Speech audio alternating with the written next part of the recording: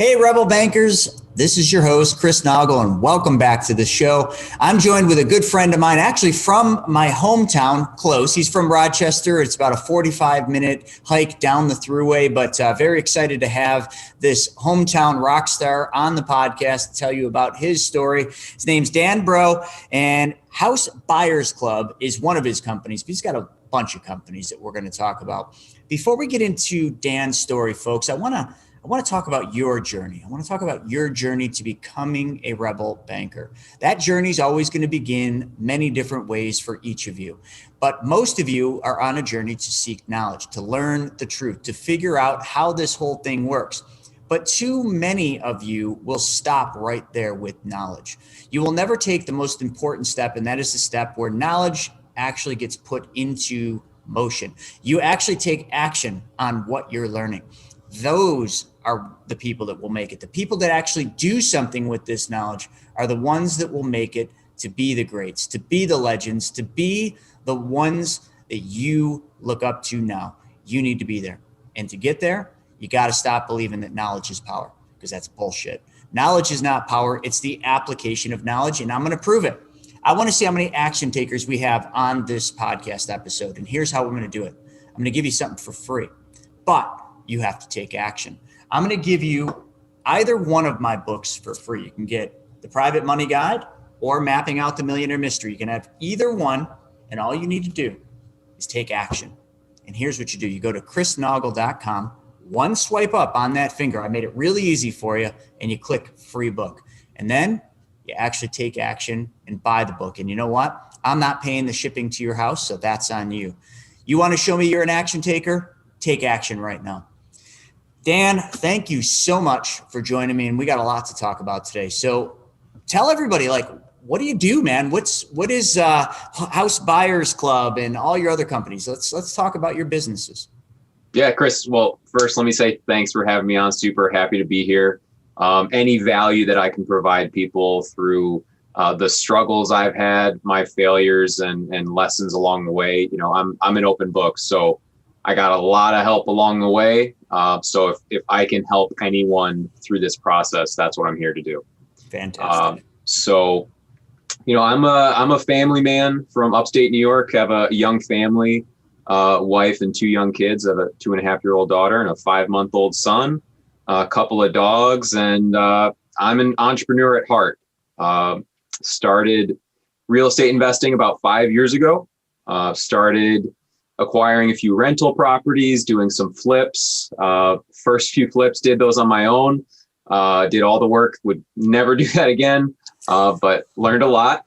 Done a lot of things throughout the last 5 years. Had some really big failures, some great successes, and now just really growing that wholesaling business, and just recently launched a coaching business for primarily sales training, and also teaching people how to put out those real handwritten letters for less than 60 cents a piece, and just gaining a lot of traction there. So a lot of exciting stuff going on. That's exciting. But, as much as you're doing today, the cool thing is, and most of our listeners will not understand that, you're from upstate New York. This market right here might be one of the toughest out there, not because it's hard, but because we're in New York solely. Like, closing on deals isn't like closing a deal in a title state. We actually have to go through attorneys, and it just seems like a uphill battle. And when I say uphill, if you've ever looked at a cliff that is sheerly straight up, that's the battle we face just to close every deal. And I know Dan's struggled with that same thing that we have, but you know what? He's persevered and he's made it. So Dan, let's go back in time. Let's go back to those first deals you did. And what was life like before real estate? What were you doing, and why did you get into that first deal? So when I first started real estate, I was actually full-time in medical device sales. And for anybody that knows, it's a great job. You're pretty much guaranteed to make 6 figures. So I wasn't hurting by any means. But I knew I wanted more. I knew I wanted to work for myself, and I knew I wanted a way that I could build passive income over time. And I didn't like my options in the stock market and all that. I'm a control freak, so I wanted more control over it. And so all the advantages that real estate offers were just so appealing to me. And so I bought my first rental property that I bought was just a turnkey. I got sucked into the high cash flowing property in sort of a not great area. I kept that one for about a year and a half because the tenants were just a nightmare. But then not too long after that, I started with my own flip. I bought, and man, did I make a lot of mistakes on that one. Well, let's talk about some of those mistakes. Like, everybody, is at a different stage. So like, what were those rookie mistakes you made? Yeah. So, one, I trusted, so I bought this property. It was on the MLS property. So I bought it through a real estate agent, and I probably didn't do enough of my own research to figure out what price point I should have been buying at. I sort of just took his word for it because I had never done a flip before. And so my idea of how much it was going to cost, how long it was going to take, what I would be able to sell it for, I didn't know all that stuff as well as I should have for buying a property. And so I just took his word for it. He said it was a great deal and sort of a family friend. So I was like, oh, I trust this guy. And, we got into it. It needed a full cosmetic rehab. And we ended up, I did literally probably 75% of the work myself. And I'm not the handiest guy in the world.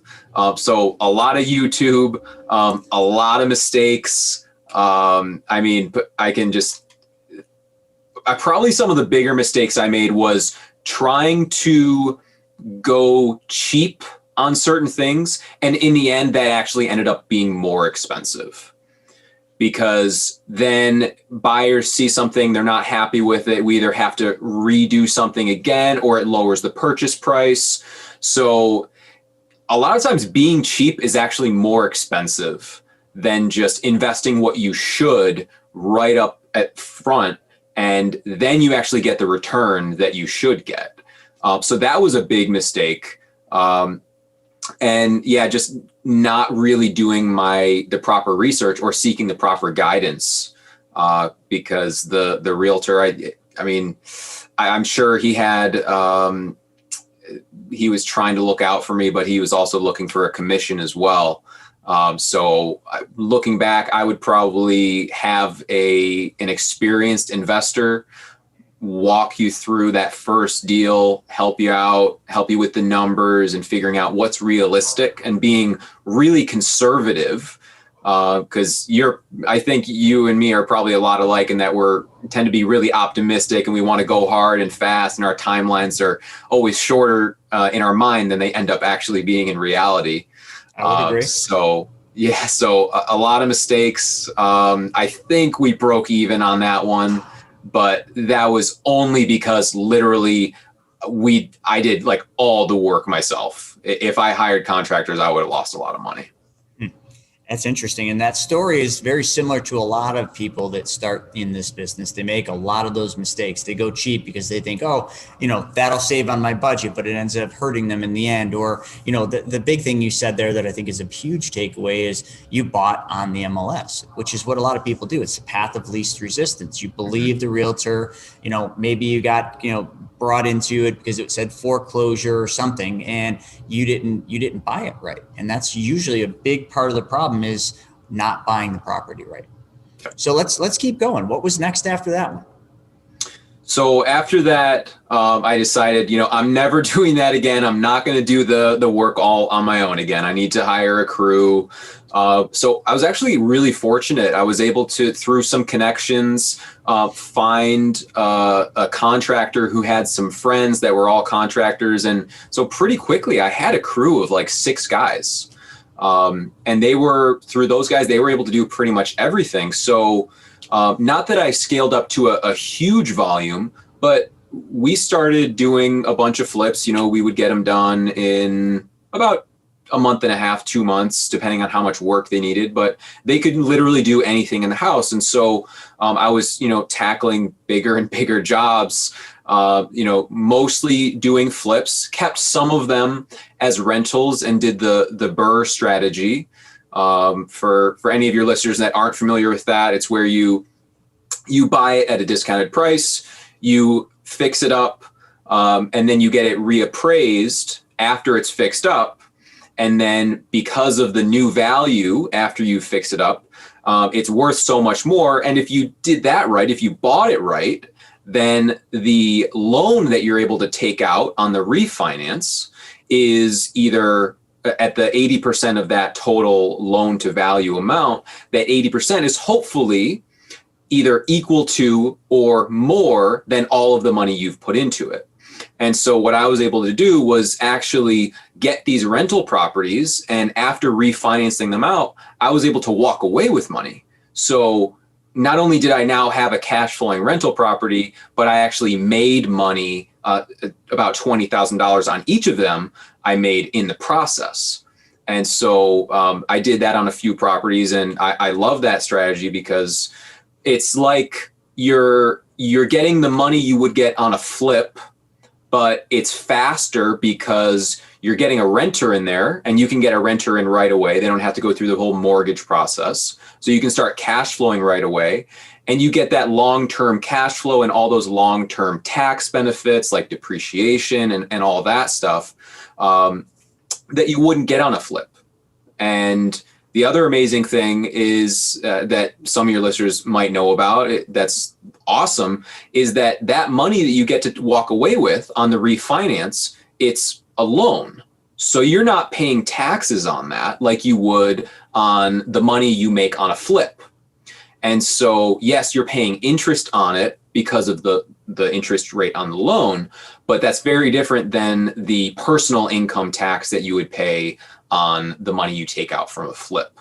Yeah, I've always liked that model. And we did a lot of that. I mean, we were big flippers, and, we just got so caught up in flipping that cash flow became a problem. So we actually were forced into, doing the Burr method. And that's how I learned it, is because I had deals that weren't selling, or we weren't, closing on time. And I'm like, I just got to rent this thing. I got to stabilize that property. And it ended up being, one of the best decisions, because the most money we've made in the real estate business was on these rentals, when we've either rented them and cash flowed them, but then sold them later into a better market. It also gives you a lot more control. So at this point, when you're doing these, I think we're a couple deals in, were you still doing the medical device sales? So it was about 1 year in to investing in real estate that I decided to fully make that leap. And so like I said, I left a really good job. I was making six figures easily in that role. I was really good at it. It was reliable. And I actually really liked that job. But I didn't see the growth in that I saw in real estate. And I saw the future in real estate, and wanting to be running my own business in control, having that huge upside was super appealing to me. So it only took about a year for me to make that leap. That's awesome. And so, because that's interesting. A lot of people listening, they don't want to give up their steady Eddie job. A lot of people are so, I call them handcuffed to their job, because they think that's my security. That's what pays my bills. That's where my medical, but that handcuff also becomes the one reason you don't get ahead in life, because you allow that to dictate your future. And then you try to dabble in real estate. And most people that do both are going to fail at one or the other, because it's just too much, and you can't focus, your attention. If you're going to take real estate to the level you have to do it full time. So, you made that decision early on, and you made that decision not coming from a dead end job or just a job you hated, from a job you loved that you made really good money at and that had phenomenal benefits. So that's a big step. And then, what happened after that point?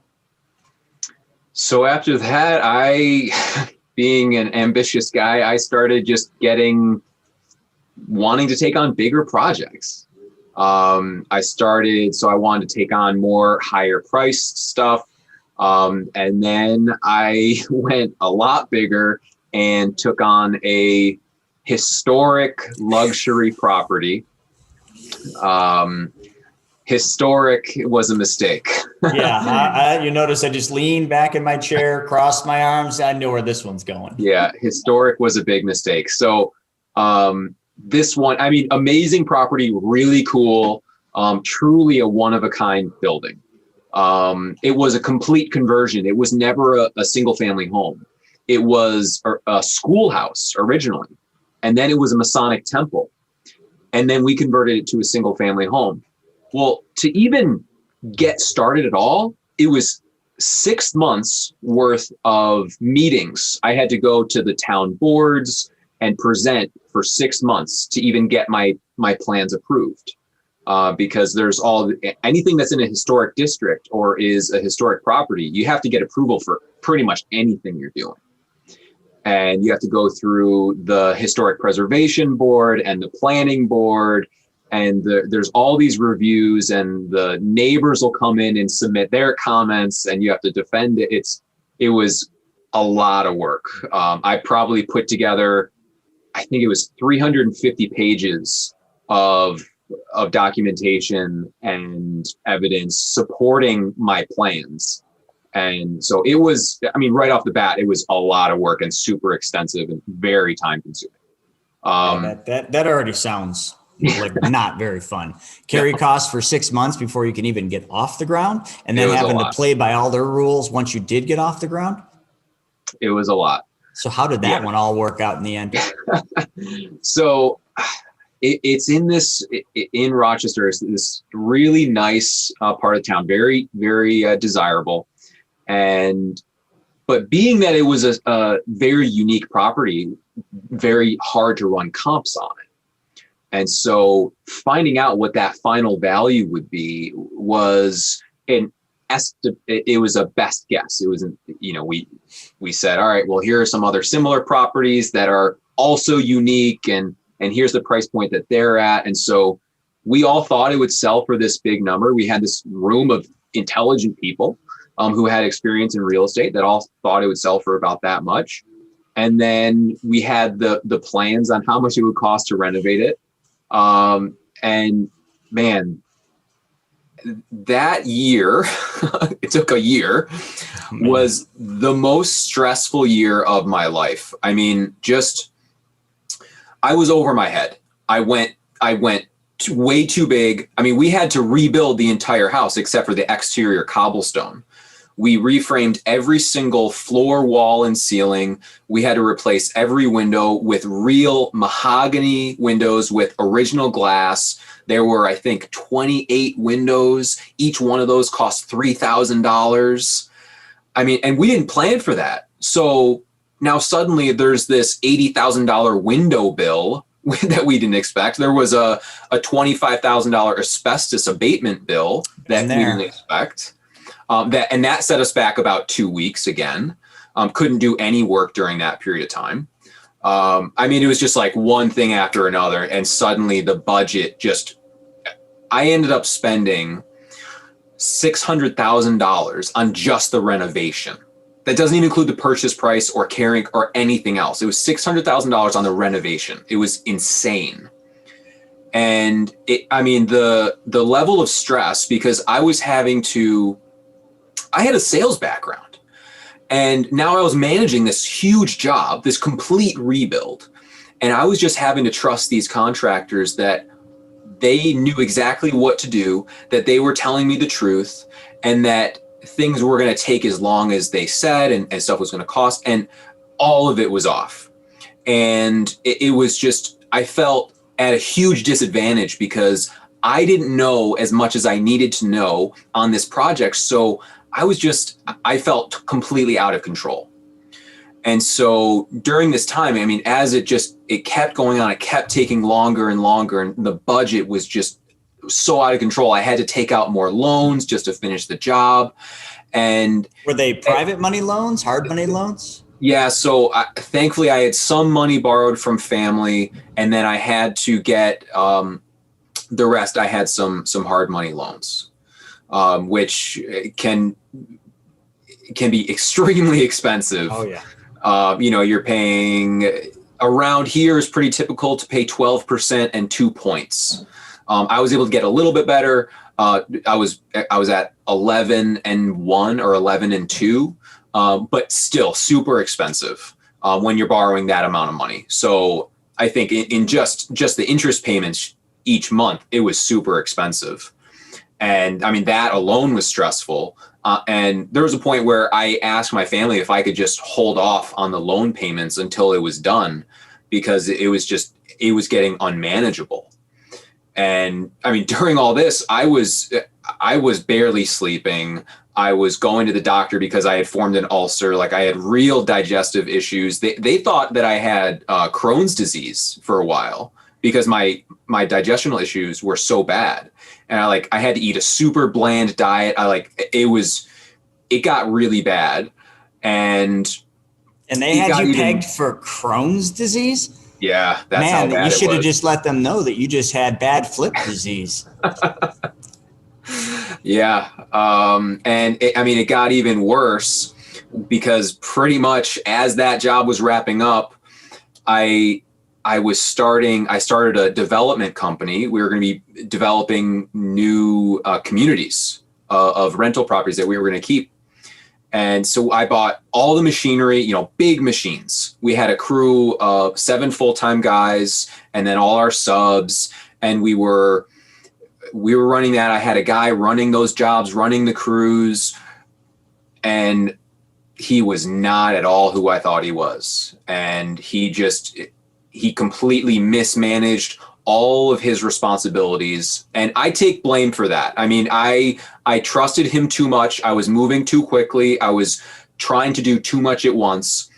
And that business, as this was sort of going on, we ran out of money. Mid-build, we were building someone's lake house and we ran out of money. And I mean, we had just finished framing and there was no money left. And I had to lay off all the workers. I had to voluntarily surrender all the machinery. And thankfully there were no actual lawsuits, but there were a lot of attorney fees involved. I mean, there was the risk of lawsuits, and there were, all the money that was still owed on stuff. And then, so that was going on at the same time as I was trying to sell this other property, and it was just price drop after price drop after price drop. And between the two of those, when both of those sort of wrapped up, I found myself suddenly $350,000 in debt. I had liquidated my 401k. We were selling stuff out of our house. I was selling rental properties. I sold my truck. I remember very clearly a time where it was late at night because I couldn't sleep. I was up in my kitchen. All the lights were off. I was looking at the balance in my bank account and it said $8,000. And the week before, I had sold my truck, and the amount of money I got for that was $8,000. That is all I had. If I hadn't sold my truck, I would have literally had zero, nothing. I was meeting with bankruptcy attorneys. We were thinking about, are we going to have to sell our house and move in with my parents? It was really, to say in a bad spot, for me, that I've never been more stressed. I've never slept less, eaten less, my mindset was just destroyed because of this stress. It was a very, very difficult time. And, a lot of real estate investors go through that. And I can tell you I did not quite as bad. Well, wasn't too far off, but I remember sitting on my couch, not able to get off the couch. I was clinically depressed, cash flow problems, owed contractors money, contractors stealing from me, had 2 lawsuits on roofers that took money and just ran away with it, just had all sorts of issues. And I know that feeling. Just feels like there's no way out. So we know there's a way out because you've risen right to the top, and we both have kind of got through those times. But, the big difference is a lot of people hit those times. And I try not to think about that. I'll never forget that time. I remember one of my contractors who I didn't really like, but he was my only person I could voice, my sickness and sadness to. And I remember he brought me a movie, and it was A Wonderful Life. And he says, you have to watch this. And I remember I cried like a baby through that whole movie because I was just at that point in my life, or that was that thing. And I don't know, that from that moment on, I picked myself off the couch and I said, I'm just going to change it. Like, how did you pick yourself up from those dark places? I certainly didn't do it alone. The help during that time of my life, one, you could imagine it was extremely humbling. I really learned the power of other people during that period of my life. The generosity of others, how much people were willing to help out. I remember a conversation I had with my uncle, who works with a lot of business owners, very, very successful business owners. And he said to me, I've met with a lot of very successful business owners, and every single one of them have gone through something exactly like what you're experiencing right now. And I know that doesn't make it any easier, but know that it's part of the process, and that as long as you get through it, you'll be that much stronger. And so he was right. It didn't make it any easier. It didn't make the situation that I was going through any better. It didn't solve my problems. But it did remind me that failure is not the opposite of success. It's part of it. And I just happened to have a massive failure that almost bankrupted me and forced me to move back in with my parents at 29 years old. And thankfully, I was able to go back. At this point, you can imagine my risk tolerance went from up here to down here. And so I said, you know what? I'm done with real estate. It's not worth it. It's too much stress. The financial risk, I'm just not willing to take that risk anymore. And I said, I need to provide my family with stability. They are what's most important to me. I need to. So my wife was huge in this. I mean, she stuck with me during some really rough times. And so I said, I need to provide my family with some stability. Because while all this was going on, we had our daughter. She was born right when I started that project. And so she was, by the end of this, she was only about 1 year old. So we had this little infant girl and my new wife, and I was like, I just need to provide them stability. And so I went back into medical device sales. I said, I was thankful enough. I was lucky enough to be able to get back into something that was well-paying, that was stable. And then, so that, and then not too long after, I decided I need to get back into real estate. Just drew you right back, man. I knew but I knew I had to do it differently. I knew I had to take a different approach, because the flipping thing, I was like, you know what? I'm not good at that. I'm not good at flipping. It doesn't fit me. It doesn't fit my background. I hate managing contractors, and I just need to do something. If you can find somebody that likes managing contractors, man, oh man, you found a very rare bird right there. That's right. And so I decided I didn't want to do that anymore. And I had always done wholesaling. So I had been doing wholesaling for about 4 years, but really sporadically. It was never something I took really seriously, because I was just more into flipping and getting rentals. And I didn't really like wholesaling that much. I always found it sort of awkward, and the process I used, I didn't really like that much. So I didn't feel like the sellers had that great of an experience. And it was just, taking them through the property to show it to the buyers was always sort of awkward. And so I didn't really do it. And then as I was reevaluating things, you can imagine I was reevaluating a lot during this period of my life. As I was evaluating and researching, I found these people that were doing wholesaling at a really high level and talking about, how much they actually enjoyed it. And for me, having a sales and marketing background, well, that's pretty much what wholesaling is. It's sales and marketing. That's the essential of the business. And so I decided, all right, I can do this because it's way less risky. There's a lot less money out that you're going to potentially have at risk. And it's a sales and marketing business. So I can do that, but I need to do it differently than before.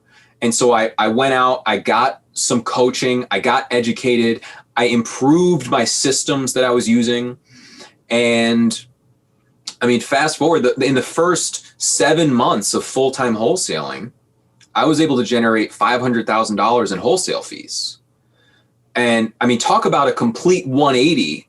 The difference between where I was not that long ago of literally on the edge of bankruptcy to making more money in a year than I had ever in the past, like 4 years combined, it was just mind blowing to me.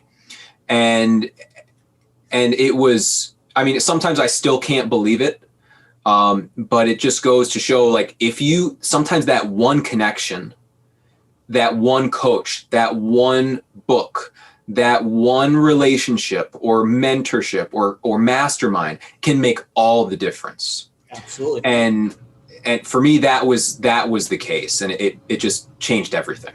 Was it what one of those was it? I mean, was it a coach? Was it what was that one, or was it just a series of many things? I mean, there were certainly some key players.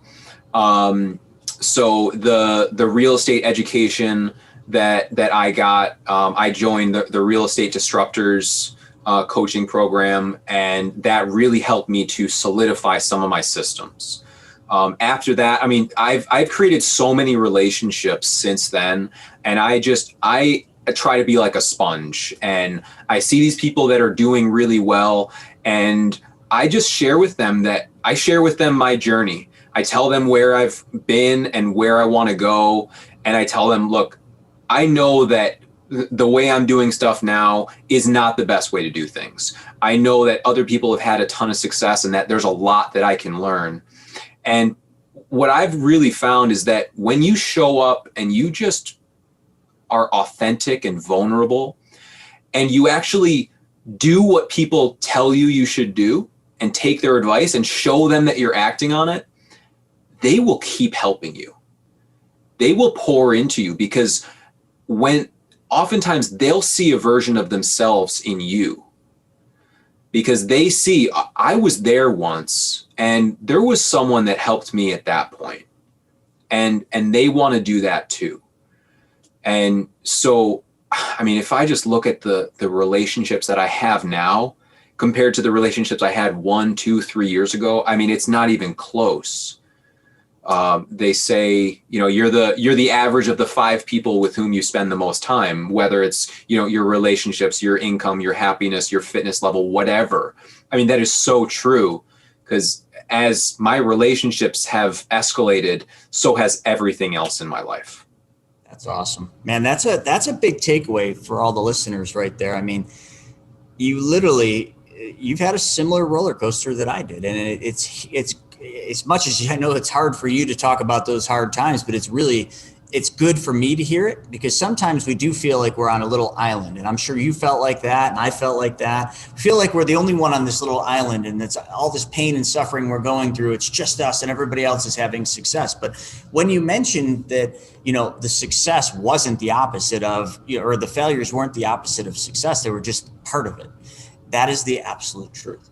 And just like you, myself, I've never met a successful multimillionaire or billionaire that hasn't had that little island moment of failure.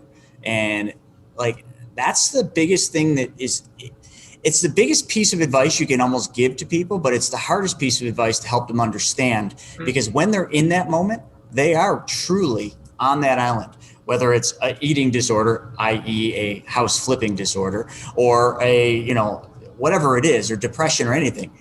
It doesn't matter what anyone says. That's a mandatory part. And we all have to walk that journey and face that demon, if you will, whatever that is, that we all have to. We have to look it in the eye and say, I'm going to beat you, or you're going to beat me. because there is no two ways about it. We literally got to draw that line in the sand, and you did. So wholesaling was the ticket, which is kind of weird because you didn't like it in the beginning, but then this became it. Where was that? I know it was the mentors, but was it the money that kind of led you to this? Like there was something else, there had to be, because money only gets you so far. Without passion or without love of something, like money just gets you to a certain point. Like what was it that took you? Because I know how many deals you do now. What took you to that level? Because money, you made 500 grand. I mean, but you didn't push. I don't know. I want to hear this part of it. So there was honestly there was several things that drove me. One was paying off the debt. I mean, I having that cloud over me, the stress was still there, and I needed to pay that off. And so there's that, and I still wanted to run my own business. And I knew that I had to be at the source. I wanted to be at the source, because if you can find deals, if you know how to find discounted properties, whether it's single family or multifamily or commercial, it opens up so many more opportunities, because then you can pick and choose what you do with it. You can just wholesale it and make a quick fee with very minimal risk, or you can decide maybe I'm going to hold on to it, or you can decide that you're going to flip it. There's so many options. And so when you can be at the source of the money, at the source of the deal, it just provides so many options. And so, and the fact that it was also really low risk was very appealing to me. I still had a passion for real estate, and so I didn't want to give that up. And I knew that wholesaling was a great way to build a foundation for any other business in real estate that I wanted to do. And so I saw it as a very solid, low risk way to move forward in that and pay off my debt as quickly as possible. And so with that, I mean, as you have success and you share that and you share your lessons and your story with other people, whether it's coming on podcasts like this or being able to help someone else, it opens up so many new opportunities. And, or for partnerships or new types of businesses. And it's done that for me. And so it was just a drive. I mean, I've always wanted to own my own business, and real estate has always been a passion of mine. And so the two, it just seemed like at that time, like that was the best combination to get me away from where I needed to get away from and towards where I have been working towards literally my entire life. So it just seemed like at that time, like it was the right combination. And how many deals are you doing now on like a monthly basis? Yeah. So right now we're averaging between 6 to 9 deals a month. That's really good. And what would you say your average, assignment fee would be per deal in this area? So right now we're around the 17.5 mark. So 17,500. Really good. Yeah. Yeah. That's really good. And so I run right now a pretty lean team. So there's plans to grow, but all that stuff takes time. I've learned that if you grow too quickly, you're in for trouble. So right now I run a pretty lean team. I mean, the majority of my team is made up of virtual assistants. And so I have 3 full-time virtual assistants. They're all in the Philippines. They all do a phenomenal job. And then actually, this is the end of his first week. I just hired a COO, an integrator or chief operating officer. And man, has he brought some organization to my life.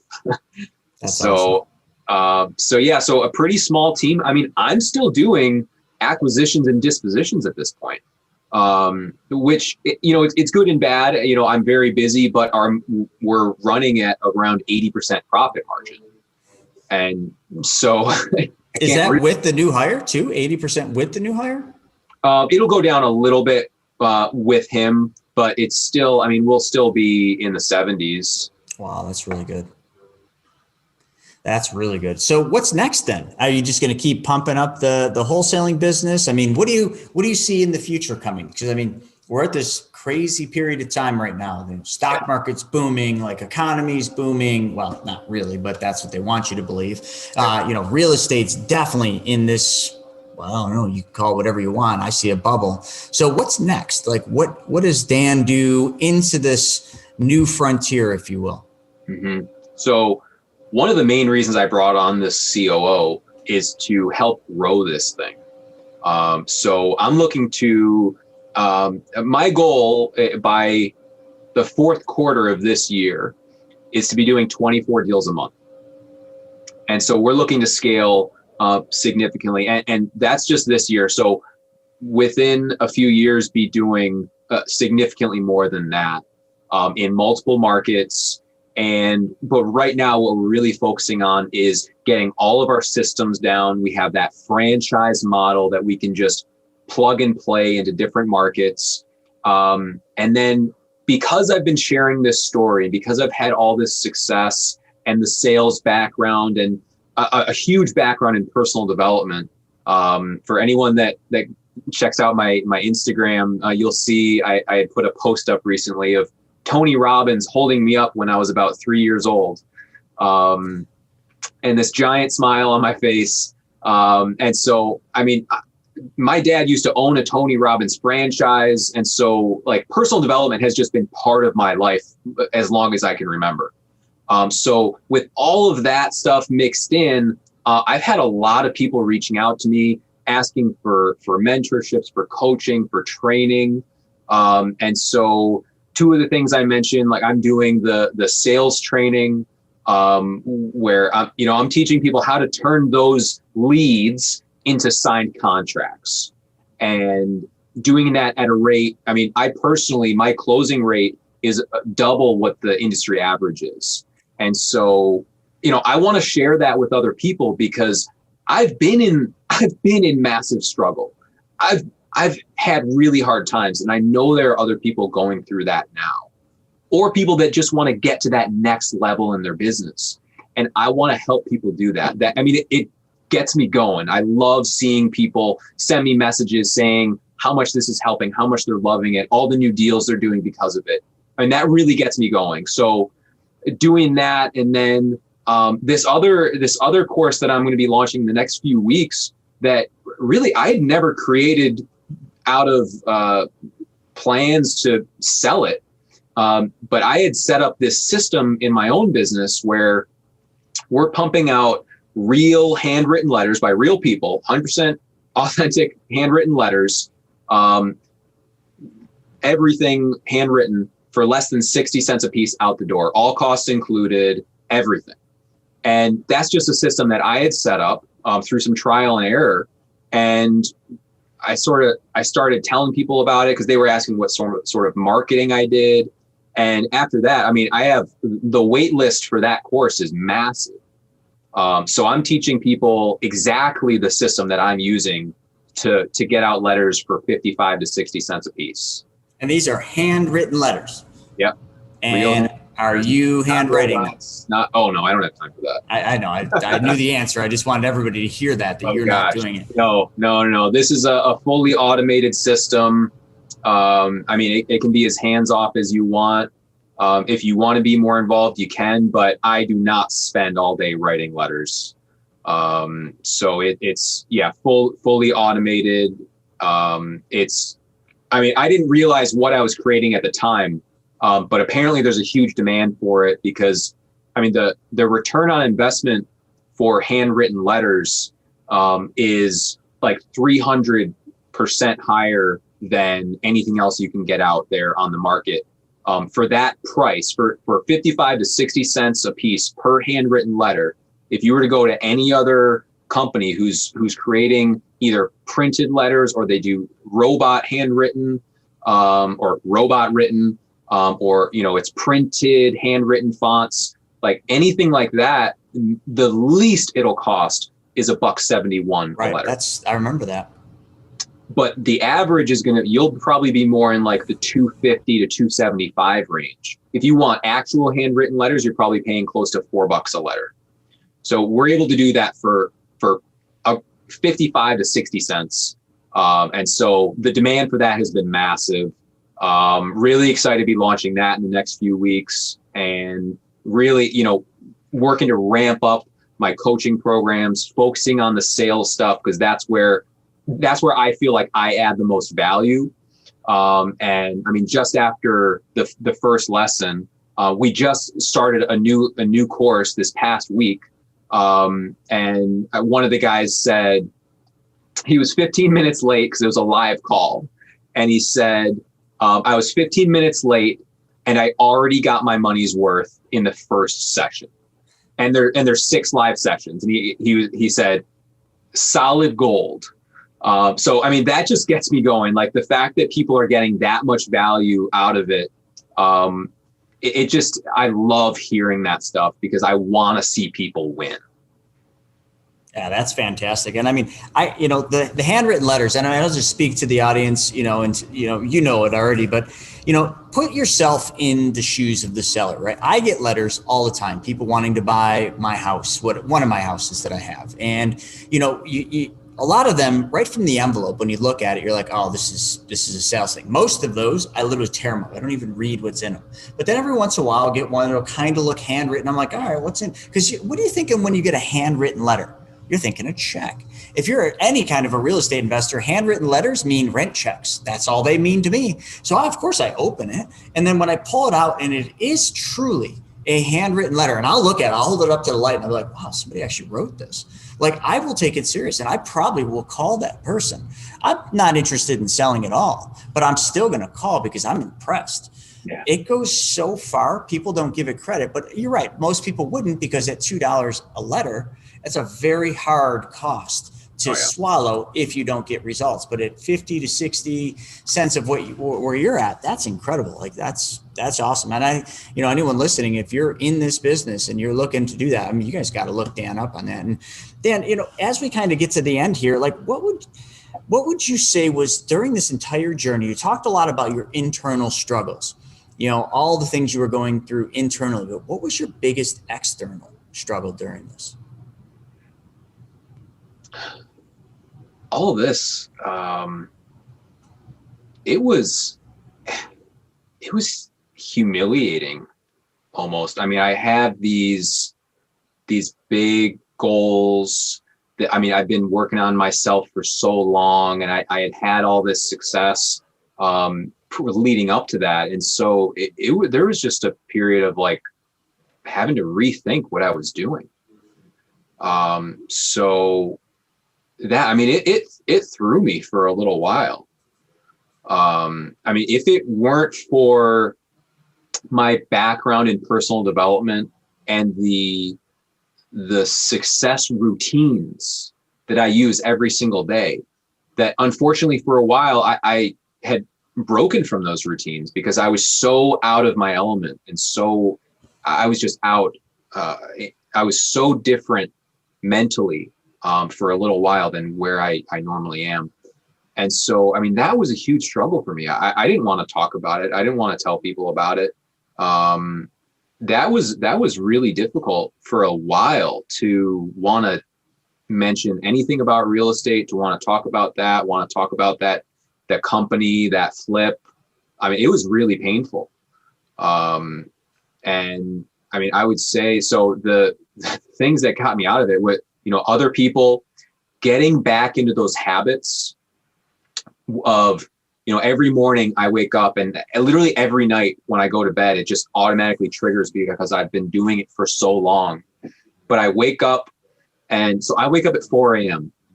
Not the most enjoyable thing. No, I was up at 3:30 this morning. It sucks. There's nothing enjoyable about it. Yeah, it's not fun.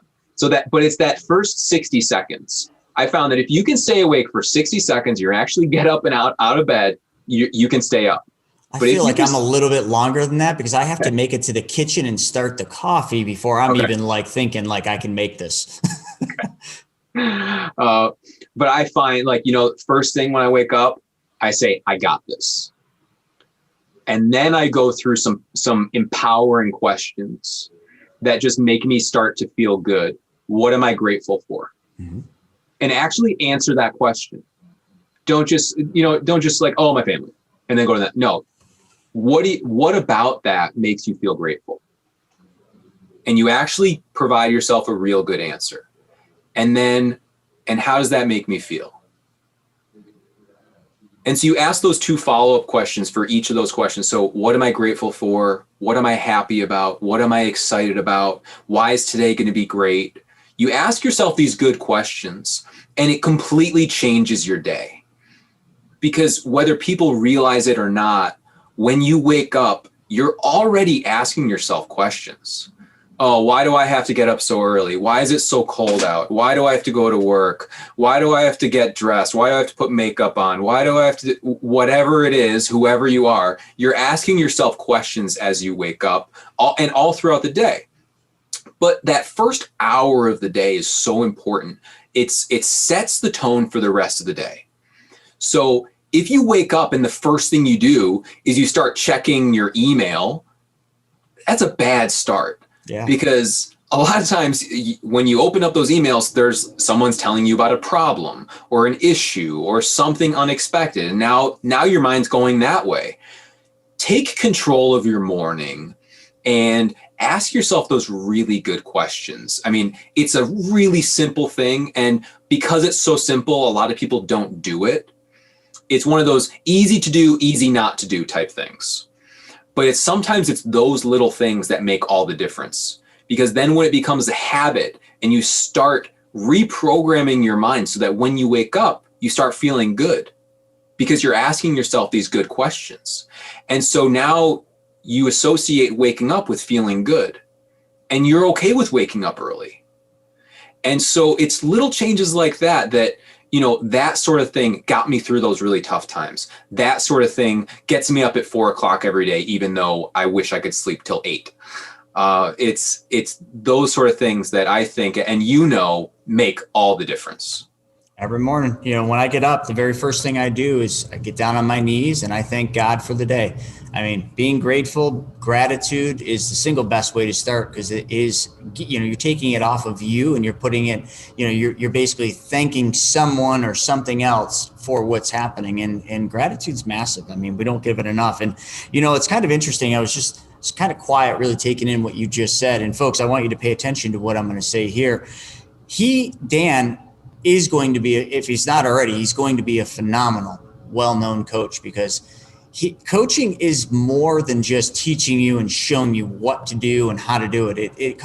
There's a deeper level. And what he just said there is that deeper level that all of you need to really take a lot of, you got to really reach deep in yourself to understand that. Because if you're going to be successful, you're going to hit hard times, and you're going to have to really be grateful for those hard times. And that's really hard to do.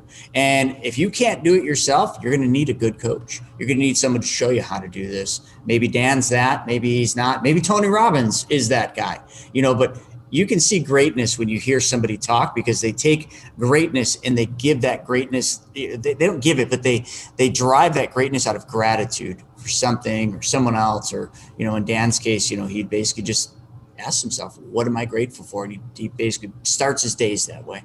That was powerful. So Dan, with all this, we got to bring this to a close. We could go on forever, but everybody's got great gold nuggets out of this. Where can they find more about what you do, about these awesome handwritten letters and your coaching programs? How do they learn? Yeah, best way to find me is on Instagram at @ActionDanBro. And I just make it easy for everybody and spell it BRO, because that's how it's pronounced, but spelled a little differently. But @ActionDanBro on Instagram. That's the best way to reach out to me. Guys, if you have any questions, send me a message. I answer all those messages. So I get a ton of messages every single day, but I'm here to help. Like I said, a lot of people have helped me along the way. I want to help you, whether that's through coaching or the letters, or just offering advice here and there, or just through the stuff I put out every day. If I can help you to get a little bit better, to change something in your life, get out of a tough spot, or get to that next level, that's what I'm here for. Awesome. Well, I appreciate you coming on the show. And folks, You heard it, man. That was some great golden nuggets. And, I love it when I bring a guest on and they really just kind of pull back the covers and show you like the hard things, the things that they don't really always want to talk about. And Dan really did a great job of that. So you guys got to get out there and take action. Check him out on Instagram. Look into what he's doing. Try out those letters. I mean, that will make a huge difference if you're trying to, get into the wholesale game or flipping game or BRRRR game, whatever aspect of real estate, you're going to have to find those lucrative off-market deals. And that system he's developing absolutely works. And I want to, again, remind you all that it's not the knowledge that you just picked up here on this episode. It's the application of the knowledge. So you've got to do something about it. Go out there and make something happen. Stop just bouncing around from one piece of knowledge to the next and just take one and go at it. And again, remember my offer to take action? Go on my website, chrisnaugle.com, click on the free book and get yourself one of my 2 books. And that is the utmost word of taking action. So I want to see how many of you do that. Folks, thank you for joining us for another episode. We'll see you on the next one.